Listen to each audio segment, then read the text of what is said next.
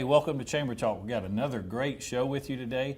We're at Fairview Park Hospital, and I have Dr. Polhill with me today. Hey. Dr. Polhill, thank you for joining me on the Glad show. to be here. We're going to talk today a little bit about hernia. Okay. A hernia. Tell our viewers, and even for me, I understand a little bit about a hernia, and I think there's such things as a sports hernia, or maybe some different types, but explain to our viewers what a hernia would be. Basically, a hernia is a weak spot in the abdominal wall, and you can be born with a hernia or you can get one later on in life. The typical places you'd have one if you're born with one would be your umbilicus or your belly button or in the groin areas. Later on in life, you can develop one from heavy lifting or straining. You can get one from where you've had a surgery and there's just a natural weak spot wherever you've had a surgery, and as that's healing, you can develop a bulge. And the way that you might know that you have a hernia is where that weak spot is. You may see something poking out or bulging out. In the initial stages, you usually people will feel something poking out and they'll push it back in. And what you're feeling is either a small piece of fat, the omentum, or a piece of intestine, which is can be a little bit more serious. Okay, so these things are in different spots. And what's it made up of? What is the actual hernia? The hernia is simply a hole in the muscle layer. And so what you're feeling is something that's on the inside coming through that hole. And it's either usually a piece of fat or an intestine, a portion of intestine. The most common places would be around the belly button or in the groin areas or anywhere you've had an incision. So if you just feel something that doesn't feel quite normal, maybe a little lump or something. That's right. Maybe not freak out, it's not maybe cancer or something, but very likely that it's a hernia. If you have something that's poking out that wasn't there before and you're able to push it back in. People that do a lot of heavy lifting at work, do weightlifting, that sort of thing, oftentimes will develop a hernia later on in life in their 20s, 30s, 40s. That's very common. Any symptoms or anything that go along with that? It's usually a little uncomfortable. A lot of things that get confused with, or one of the most common things that gets confused with hernias is a strain or a muscle strain. People do yard work or lift weights and have a lot of pain in their groin area, soreness in the abdominal wall, and they'll have pain and discomfort but no bulge. A hernia, you're almost always going to be able to see something poking out. And they're usually uncomfortable but not particularly painful. Okay, and how urgent is the care required for this? The only time that it is urgent is if you have a piece of intestine that works its way out through that hole and then it gets stuck. That's called an incarcerated hernia. And that is an urgency, because when that piece of intestine goes out through that hole and becomes trapped, it can cut the blood flow off to that piece of intestine, and that can make you very sick. Okay. So the typical symptoms of that would be you have a lump that's been reducible, you've been able to push it back in the past, and all of a sudden it stuck out and you can't push it back. It gets very painful, and most people you develop nausea and vomiting. Okay. Can they be treated with medication alone? No, Is surgery always required? For that particular situation, that's an emergency surgery. Okay. For just reducible hernias in general, there's no medication that will treat that. It's only treated with surgery. Okay. Hey, I'm enjoying a great conversation today, Dr. Polhill over at Fairview Park Hospital. I have a lot more questions I want to ask you about the procedures and to learn more about hernia and those type of requirements for surgery, whether they do not have it, et cetera. And I want to find out a little bit more about you, and I hope you do too. So we're going to take a quick commercial break, and we'll be right back. Hello, I'm Darren Keene with Clements & Keene Insurance. And regardless of what you may have read or heard in the news, the Affordable Care Act is still on the books. Every American citizen is required to have health insurance. Please give us a call at 272-8019 and let us help you navigate through the process. Clements & Keene Insurance, 272-8019.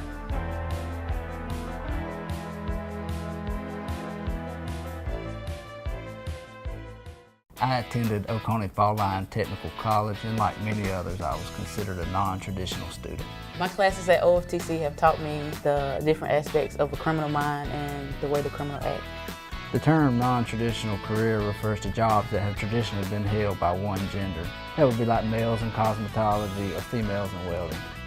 Anyone can do it, regardless of the gender, and as long as you put your mind to it, you can succeed and achieve all your goals. Hey, welcome back to the show. Great conversation again today. Dr. Polhill, Fairview Park Hospital. Dr. Polhill, tell me, we were talking about hernia and surgery and whether you may need it or not and different ways to treat hernia. I think there's not a whole lot of different ways to treat someone with hernia, but tell me a little bit first before we get back into that about you. You Sure. mentioned to me before we started today, Dublin-Lawrence County is home. It has been home now for about 11 years. I grew up in Thomasville, Georgia, and got my education in Georgia. I went to the University of Georgia and then Medical College of Georgia over in Augusta. I knew I liked you. And then went to Charlotte, North Carolina, where I did a surgery residency and then did a 1-year fellowship in minimal access surgery or laparoscopic surgery. And my wife is from here, so we both wanted to live in a small town, so we moved here straight out of fellowship back in 2007. Okay, and so medical or being a doctor is something that you knew early in life you wanted to do, or maybe along about high school? When did you Like in decide? high school, I thought I wanted to do that, and then during the summers in high school, I worked in the operating room at our hospital in Thomasville and had several surgeons mentor me and really were a big influence in me deciding to do that. So when I went off to college, I was pretty sure that's what I wanted to do. Okay, and this may be a difficult question for you. You don't get to practice or anything before we do the show, but in becoming a doctor, can you share with our viewers and maybe a person that's watching the show today that may be looking at this career, what is something that you found maybe to be the most surprising, whether it be in a challenging way or the most pleasant way, but something that you may, when you set out to be a doctor, maybe something that you say now, wow, I didn't realize this. Is there anything that comes to mind? Not right. There's a lot more regulations and computer work than I had initially thought. When I went into medical school, there was no such thing as computer. There were computers, but the medical record was not on a computer. It was all handwritten in charts and all that. And lately, everything is on the computer, and it's supposed to be better, but it ends up sometimes taking longer. Okay, so maybe just a word of advice for our viewers is to make sure that I don't know if it's cyber curriculum or whatever type of curriculum that they need to study, but it would help people if they were facile with computers. Okay. Yes. Okay, fantastic. So let me get back to the hernia. I've come to the doctor. I've got this spot, and you diagnose it, and you say, Heath, you got a hernia. You have a hernia. What's next? For very small hernias that are asymptomatic, in other words, you go to your family doctor and he's doing an exam and says, you know, Heath, you've got a small hernia in your right groin, and you didn't even know it was there. But sure enough, it is there. That's a little bit debatable. It's not an emergency. You may live the rest of your life and not have any problems from it, or you could have a problem next week. You know, like where if the main problem you would have would be if you have a piece of intestine works its way out and gets stuck. The chance of that with a groin hernia or an inguinal hernia is about 1 in 1,000 chance per year that something like that was happen. So if you have no symptoms, you didn't even really know it was there, I'm not real aggressive at saying you've got to have it fixed. I will say it's not ever going to go away. And you're somewhat likely over the next few years for an asymptomatic hernia to become symptomatic. Okay. So if you're young, healthy, don't have a real good reason to not have a surgery, I tell you or advise you probably should have it fixed. It's not something you have to do right away, but you're young, you're healthy, you've got a lot more years to live, and it's not going away on its own. So early on, small, asymptomatic, I'll let the patient decide. Okay, a little more problematic. A little more, yeah. As they get bigger, or it stuck out one time and you couldn't push it back in, you had to go to the emergency room, and the physician in the emergency room was able to reduce it back in, then I say you absolutely need to have it fixed. You've already had a problem, you've had to go to the emergency room, they were able to reduce it. That converted it from an emergency to an elective procedure, but now we need to do that, or you're likely that's going to happen again. Okay. So go ahead. as far as how they're repaired, there are actually a lot of different ways to fix them. Traditionally, they've been done open, which is just a traditional cut over where the hernia is. And the simplest way is to make a cut over where the hernia is and stitch the abdominal wall back together with permanent stitches. Okay. The problem with that is about 50% of the time over the course of your lifetime, the hernia is going to come back, because we know that closing tissue under tension like that is not a durable repair, Okay. which is why we use mesh. And it gets a lot of bad press. But what it does is it provides the ability to do a tension-free repair. In other words, we're not stitching a hole closed and Right. pulling it tight like a shoestring and hoping that you don't call for hard and those stitches pull through. This is a mesh is very similar to patching a hole in the knee of your blue jeans, or patching a tire where you have if the hernia is this big, we may use a piece of mesh that's this big to patch that hole, and there's a wide overlap around that hole. And for most hernias, we're able to put that mesh in a layer all the way inside your abdominal wall, or one layer from that. So as you call for sneeze or strain, it's pushing the mesh in place. Okay. As opposed to if that mesh was on the outside, it would be wanting to blow off, get pushed away. And what would a downside, you mentioned some negative press, what are some of the negative things that are said about mesh? It takes a little bit longer to do to put mesh in as opposed to just stitching the hole closed. It can become infected. That's pretty rare. Okay. If it does become infected, since it's some foreign material, we usually have to take it out because your body doesn't do real well clearing an infection on a piece of plastic. So if it becomes infected, we usually have to take it out. Occasionally, a piece of intestine can get, even years after the surgery, can stick to the mesh, and that can cause a problem. The mesh is now, that was more common earlier on during the early developments of mesh. Now they're coated with a kind of an anti-stick formula to keep that from happening. And for you personally, in your professional opinion, if you or one of your family members were having hernia surgery, without hesitation, absolutely use mesh. I don't think Okay. he would mind me saying this. My dad had hernia surgery a couple of years ago, and he had minimally invasive inguinal hernia repair with mesh. Okay, and so with that being said, maybe what you just alluded to, I'm not real up on my medical terminology. Right. But is this robotic surgery? Well, what I possible? started out with saying was open is the traditional, where you're making a cut over where the hernia is. Mm-hmm. Then you have minimal access surgery, which is laparoscopy and robotics, where you're doing the same surgery but through 3 or 4 smaller incisions. And that the advantage that gives you is less pain right around the time of surgery, Okay. much less long-term pain. You have fewer wound complications. Robotics and laparoscopy are very similar in that they're small incisions. Over the last couple of years, I'm doing almost all of them robotically.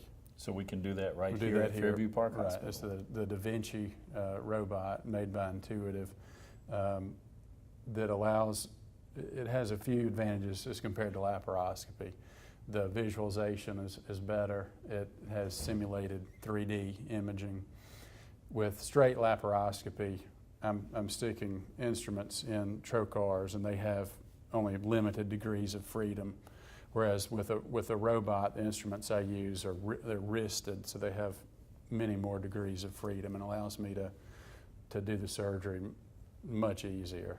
Well, and I think that's great for our folks here in Dublin and Lawrence County to know that type of technology exists right here at Fairview Park Hospital, and we have doctors here that are trained to use that type of equipment. Dr. Polhill, one more thing I wanted to ask you about this surgery. Now let's do just pretend here, and I came to you and you said, yeah, Heath, you've got a hernia and we need to do some surgery.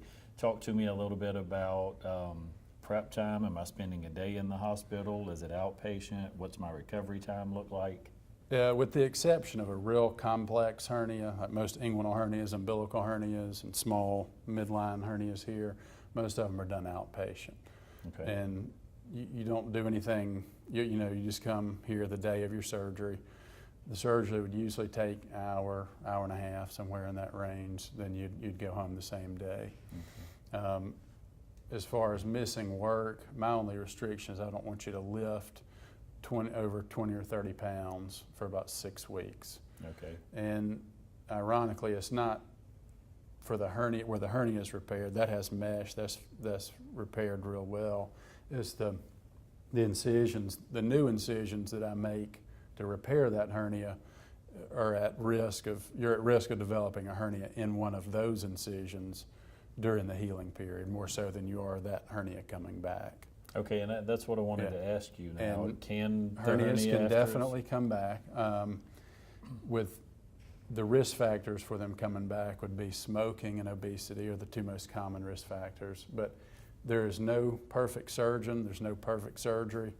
With groin inguinal hernias, the lifetime recurrence risk is in the 3 to 5% range, and those are similar recurrence rate for the umbilical and incisional hernias. And I may have asked you, but these hernias, where are they coming from? Are there things in your lifestyle, in your diet, in your exercise, or anything that can contribute to make you more likely to develop a hernia, or is that just something if it's going to happen? It's probably going to happen if it's going to happen, but I do not want to encourage people to be active. But you know, if you're lifting something real heavy or straining it, you can develop a hernia doing that. But you're either the two most common causes would be congenital. You're born with it. You're born with a natural weak spot, or it's for a weak spot from an incision that you've had. So you can't really modify those risk factors. So is it hereditary, like maybe more likely if you're one of your folks? Maybe, but it's not a real strong correlation with that. Not so much. Not so much. Okay. Hey, again, thank you for having a great conversation today. I'm learning a lot, and I hope you are as well.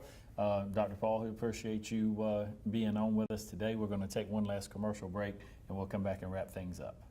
With Georgia Farm Bureau Insurance, I can get auto, home, life, even banking all in one place. Pretty convenient if you ask me. Always the home team, Georgia Farm Bureau Insurance. Visit us online at gfbinsurance.com. Experience the perfect blend of style and comfort at Hunters Point Luxury Apartment Units. These 3-bedroom, 2-bath duplexes are beautifully designed with a look of hardwood flooring, modern fixtures, and plenty of natural light. The kitchen is outfitted with stainless steel appliances, beautiful countertops, and cabinetry. And these brand new 3-bedroom, 2-bath duplexes are complete with garage. These duplexes are move-in ready. Hunters Point Luxury Apartment Units. Call Kay Grace & Company now at 353-1123 and visit Hunters Point Luxury Apartment Units, conveniently located on Claxton Dairy beside Springdale Park. Hey, welcome back to the show again. Thank you, Dr. Polhill. The surgery sounds pretty minimal, maybe, but it's something. What if it went uncared for? Talk to me about right. that. If you said, I'm not interested in having surgery right now, it's not an emergency. Over time, the hernias will tend to get a little bit bigger as we talked about the hernia being a hole, and then the bulge is something from your insides poking through that hole, and over time, it going in and out, it'll tend to enlarge that hole with time. Sometimes that can make it a little bit harder to repair. If you wait a few months, it's not going to make a big difference. If you wait 10 years, it can be difficult to repair. So if you have a hernia, at least go see your family physician or your internist and let them kind of help you with that. I mean, a lot of people are nervous about having surgery. I understand that. There's certain things that can wait. The main unknown with a hernia is whether or not you're going to have that bad problem.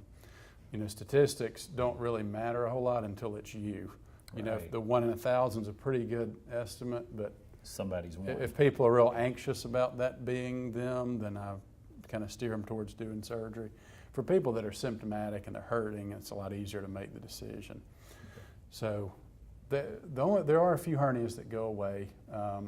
One is a woman that's pregnant. So lots of times they'll get a small hernia at their belly button that'll go away after they deliver, and a newborn with an umbilical hernia that'll go away. But those are the only ones that will go away or can possibly go away. Okay. And any workforce trends that you see with surgery, with technology today for our young folks, or maybe even a more mature, older person that's getting into the health field? Any big differences, anything new for you guys? I know we have robotic surgery now. You mentioned and I think use of computers. When I was going through residency, and I did a fellowship in laparoscopy. That's another additional year of training in laparoscopy, and most all the surgery residents got exposure to that, whereas maybe 10 years before me they did not. And I think now most residency programs, they have pretty good exposure to robotics. And is it pretty fair to say, if you're looking to get into the healthcare industry today, there are plenty of jobs available for you to come to work? That's right. There will always be sick people. I've wanted to do this for a long time, and I think it's challenging and rewarding. There's really nothing else I could really do, I don't think. Right. Dr. Polhill, again, thank you so much for joining me today and taking time out of your busy schedule. I always like to end the show by allowing you a minute to look into that camera and just talk to the folks of Dublin, Lawrence County, anybody else that may be viewing this show. Sure. And let them know that if they come here to Fairview Park Hospital, they're in good hands. Well, I have 4 children. 2 of them were born before we moved here, and 2 of them were born here. And at least one of them has had surgery here. And I trust this hospital. It's the only place that I work. I've been here for 11 years now. We're committed to this community.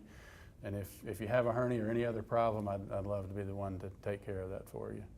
Again, thank you for being on the show. Thank you for joining us. Again, Fairview Park Hospital, award-winning hospital right here in our community. Great staff, administration, even the cafeteria here is good. Lots of good, friendly people here, and they'll take care of you when you need some help. Thank you again for joining us on the show. I always like to close by reminding you it's a great day for business in Dublin, Lawrence County.